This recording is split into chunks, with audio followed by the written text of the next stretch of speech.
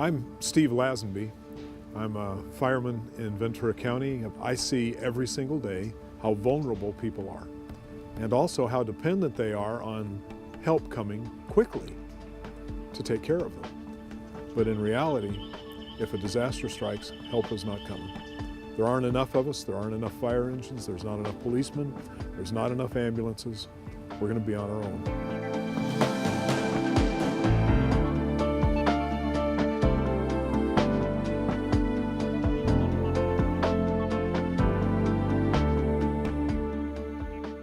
If I told you that absolutely for sure there was going to be a 7.5 earthquake this afternoon, buildings down, that's bridges down, dams broken, fires, how long do you think it would take for the shelves at the markets that you normally shop at to be stripped clean? The objectives for Cert, from my standpoint, is to prepare each one of you to be better able to deal with disasters. The sooner you make the preparations and the sooner you make the plans, the better you'll be prepared when the event of a disaster comes. The services we're accustomed to are probably going to be interrupted. Among them, electricity, water, and telephone. Fire, police, and EMS are going to be overwhelmed.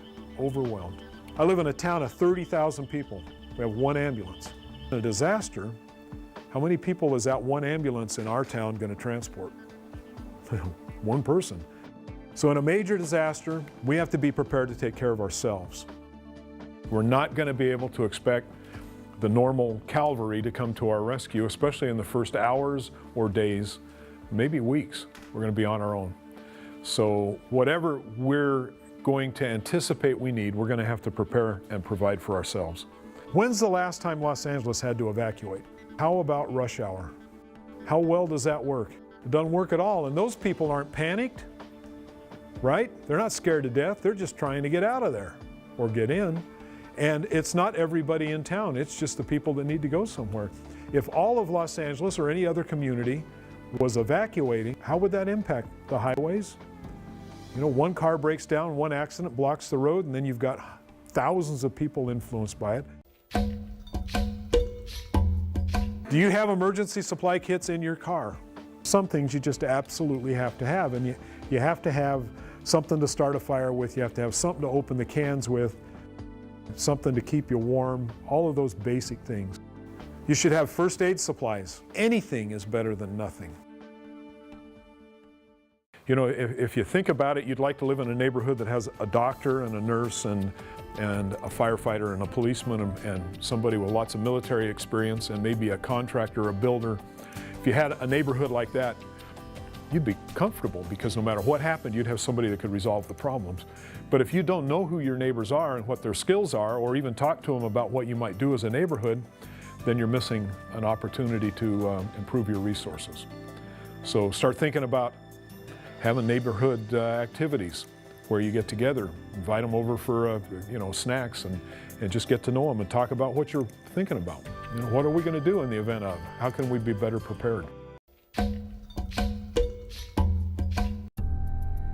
Gas leaks can be devastating.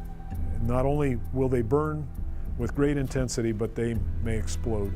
If you smell gas, you turn off your gas. If you don't smell gas, you don't turn it off. Just let it go. How are you going to turn your gas meter off? Have all of you got a wrench hanging there? Here's a wrench that you can put on your gas meter to turn the gas off. $5. And you buy yourself one and then buy a couple more that you would give somebody as gifts. They'll look at it and say, you know, that's the first time I ever got one of them for my birthday. But when you explain to them what it's about and why you gave it to them, it will make a difference. Because, you know, that's better than a tie. There's really nothing wrong with putting it on there and just leaving it there. And if it rusts so that you can't use it for something else, that's okay. Because you don't want to use it for something else. You want to just do this. Now, I'll turn this so you can see. That's off. When it's only on or off. The gas is flowing this way, and that is off. So if you wanted to turn it on, that's what the gas meter looks like when the gas is on. So this is just like setting a dam up. That shuts the gas off. Don't turn it off to practice, because then all the pilot lights will go off and you'll have to call the gas company. If you shut the gas off for an emergency, don't turn it back on. And that's true even in a disaster situation. Someone who knows what they're doing needs to come, check your house for safety. They've got the gauges to do it, light all the pilot lights, and turn the gas back on. The gas company will send out strike teams of gas employees to turn neighborhoods back on if they have to. And so just don't take the chance.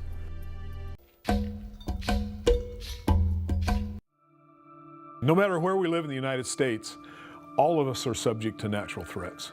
Hurricanes have winds of over 75 miles an hour, and they are usually accompanied by torrential rain and, along coastal areas, a storm surge.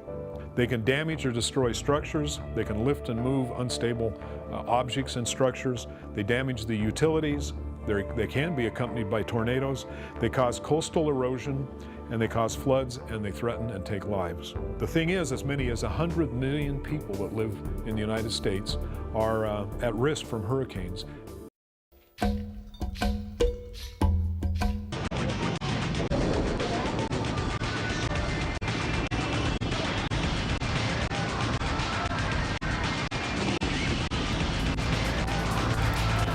What do you do when an earthquake strikes? You duck, cover, and hold.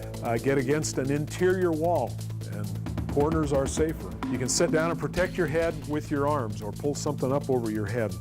You know, a lot of things can fall against your body, but if you get really clocked on your head, then not only might you bleed excessively, but you may become either dazed or unconscious, and then you're going to be really helpless. So protect your head. And you should move outside only after and well after the shaking has stopped. And one thing to give you something to think about, what if that wasn't the earthquake, that was just a pre-quake? Watch for overhead hazards. If you're outside, don't get under power lines, or don't stop under power lines. Don't get under trees with big heavy branches. If you're in a high-rise building of any sort, there's more of it there to fall, but it's falling from a greater height. You're safer inside. What do your resources have to be for fighting fire? By far, the most effective thing you're going to use is a fire extinguisher.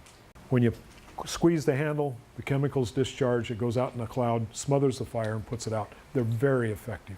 Almost all the extinguishers you're going to buy are A, B, C rated. It means that'll put out a type A fire, a type B fire, and a type C fire.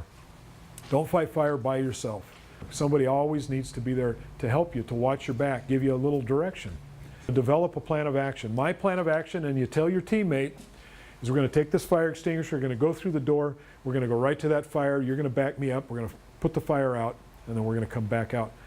Talk it over, tell them that, make sure they're in that with you, because if they're not, then you might find yourself in there by yourself. We're going to watch a video here in a second, show you the difference between a fire you can fight and a fire you can't fight.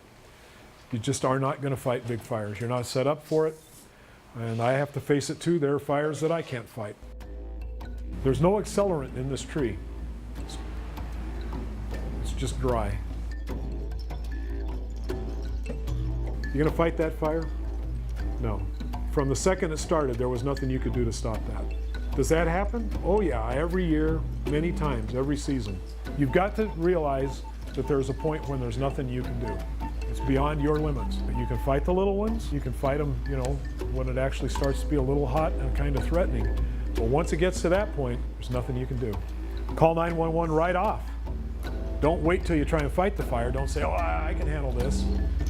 Let me see how we do. Get help on the way. It's always easier to just tell us we don't need you anymore.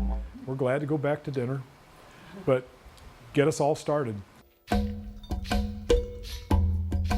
We're going to learn to do the greatest good for the greatest number of people in the shortest length of time. Triage is a rapid assessment and then patient movement. We're going to get them to a place where they can get treatment, and then if we have time or we don't have to do triage anymore, we might start providing that treatment. The skills we'll learn today will allow us to be able to determine that the injury that someone might have might be life-threatening or it might not be life-threatening. And it will tell us how to treat it too, and how to actually intervene and save somebody's life. Categories we put them in are immediate, delayed, minor, and deceased. Immediate are the people who, if they don't get some kind of medical intervention right away, they're going to die. They're the people that need the help the most. Delayed means, yeah, they probably need medical attention. You know, in a day-to-day thing, we'd be in an ambulance for some of those injuries riding to the hospital for treatment today. But in a disaster situation, we could stabilize them and hang on to them and let other people get treatment first, but they're going to need help. Those are the people with broken bones. Those are the people with significant injuries, but it's not life-threatening. They're delayed. And then minor, sometimes called walking wounded, are owies. They're able to function, probably take care of themselves, minor injuries. When you establish your treatment area, you like it to be upwind and uphill, but mostly you want it to be away from the hazard area, whatever it might be. You've got the incident site that might be some distance away. You're going to evacuate the people or transport the people away from the incident site and take them to the treatment area, and then you're going to set them up and put them in the immediate, delayed, and then minor treatment areas. And ideally, thinking ahead, the immediate, the people that are going to be transported first and need the treatment the first should be closer to the transportation areas so that you don't have to carry them a long ways. Disaster psychology. We're going to talk about recognizing the symptoms of the stress related to disasters. We're also going to talk about emotional care, what you can do in your own behalf or the people around you in a disaster. And we can go out and fight fire, and when the fire is all done, and usually, it's going to be over pretty quickly. We'll wrap it up, go home, put our engines back in service, probably have dinner, go to bed. Everything will be all right.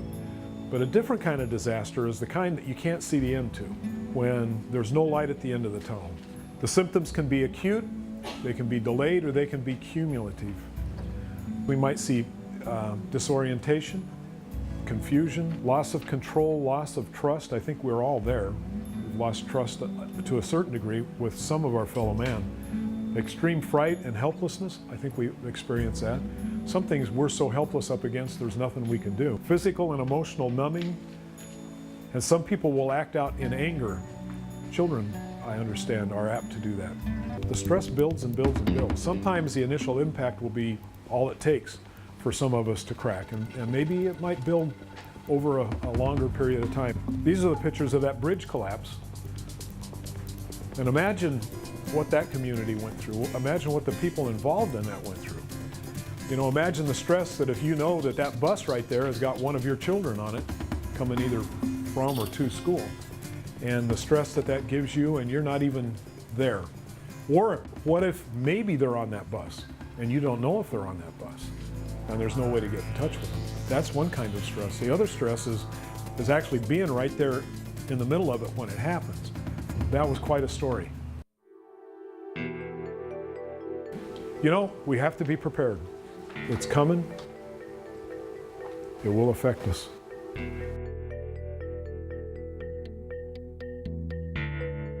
Well, I have family all over the country. My children are growing up and moving away and taking my grandkids away. My mom and dad, my sisters, and their families are scattered everywhere. And every time I go to work, I worry about how they're going to do while I'm gone. How's my wife going to be when I'm at work? Because when something happens, I'm not coming home. And I've encouraged all of them to take this training so that if something happens, they'll be able to take care of themselves no matter where they are. And I encourage everybody to take the same effort, to take the same initiative, to set your goals, to be able to take care of yourself, and then take care of your friends and family and neighbors too.